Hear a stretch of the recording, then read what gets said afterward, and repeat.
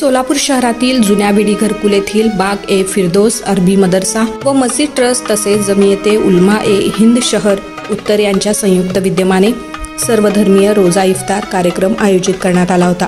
या इफ्तार कार्यक्रमाचे प्रमुख वक्ते मौलाना हारिस तसेच प्रमुख उपस्थिती सोलापूरचे सुपुत्र सुशील कुमार शिंदे, महेश कोठे, सुधीर खरटमल, तौफिक शेख, चेतन नरोटे, अमोल बापू शिंदे, भरत जाधव, लोकप्रधान न्यूज नेटवर्कचे संपादक अयाज शेख, साहिल रामपुरे, हाफिज मेहमूद, केदार उंबरजे, प्रथमेश कोठे, सुरेश हस्सापुरे आदी मान्यवर उपस्थित होते।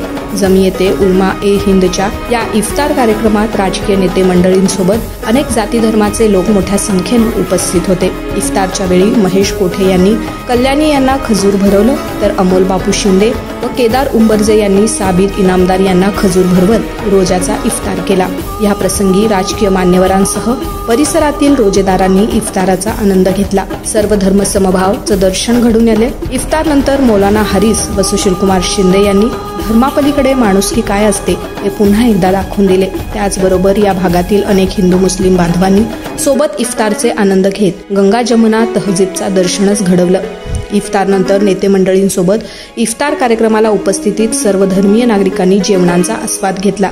मौलाना हारिस, महेश कोठे, सुशील कुमार शिंदे यांनी आपले मनोगत व्यक्त केले, तर आभार प्रदर्शन तौफिक शेख यांनी मांडले।